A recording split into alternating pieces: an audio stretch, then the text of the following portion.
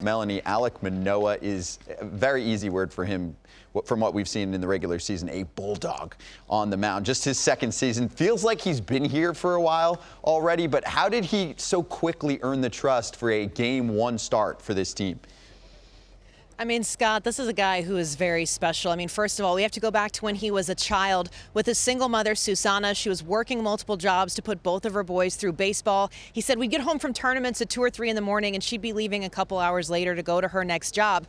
But he was also telling her as a kid, hey, Mom, I'm going to get drafted and it's going to be life-changing money. I'm going to take care of you. Now, that's paid off for him in a little bit. He joked yesterday that he's going to be working for free this entire month because the whole family has come up from Florida. He says he's going to expect about 25 per game here to support him.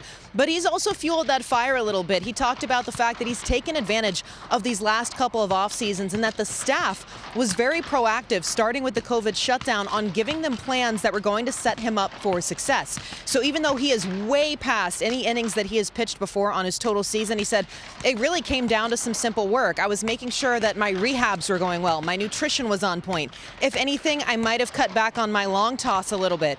And it's absolutely shown. He has some of the most dominant numbers in the game. We're talking about in his generation. You have to go back to 2008.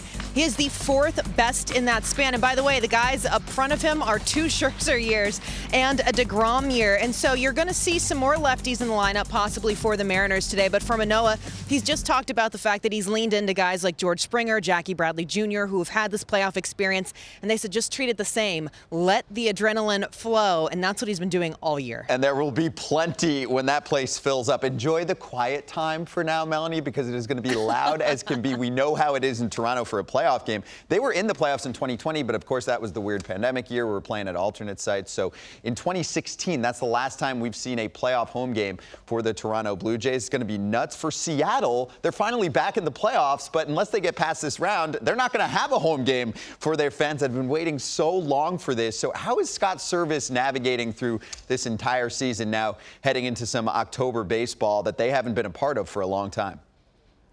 You know, I think it was interesting because he did mention it, but didn't dwell on it very long, that they had a chance to have home field advantage for this, but they ultimately didn't get it. He said, make no mistake about it. That's huge. If you ask any Jays player, this might be the first team I've ever worked around where the players know the stadium capacity for their home ballpark, and they're very proud of that. They're proud of the fact that they have a whole country behind them. But for Scott Servais and his club, he also had some closed-door meetings this year, as did the Blue Jays. And in fact, it was in June after they had been scuffling against the Angels at home.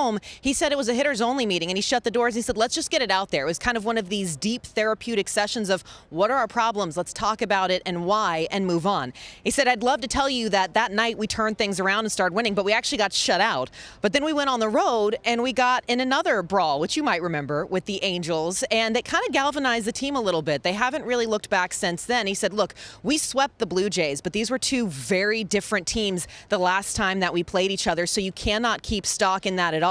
But the one thing he's proud of is the fact that they have made additions since then. Obviously, in the trade, going out and getting the big power pitcher in Luis Castillo has been a huge change for their starting rotation. But then he also said our biggest player in 2021 was Mitch Haniger, and we just didn't have him this year. So to have him back in the outfield, to be able to put him in the middle of the lineup, he's our game changer. And when you look at that as well, it's also Cal Raleigh. He said this guy's hitting in the last 2 months alone has been absolutely magnificent. He has built amazing relationships with his pitching staff as well, getting a little creative with how he ultimately calls the game, but he expects this team that has locked up some long-term deals. These are not a lot of rental guys. They're going to not only be able to build off of this year, even if they were to exit in the first round, but their eyes are on what's up ahead. And of course, Julio Rodriguez leading the way. He said he takes the flag, he charges up the hill, and everybody follows along behind him. I know that we're probably underdogs in this, but how we deal with adversity is looking at the face and expecting the expected. We're going to have those adverse moments.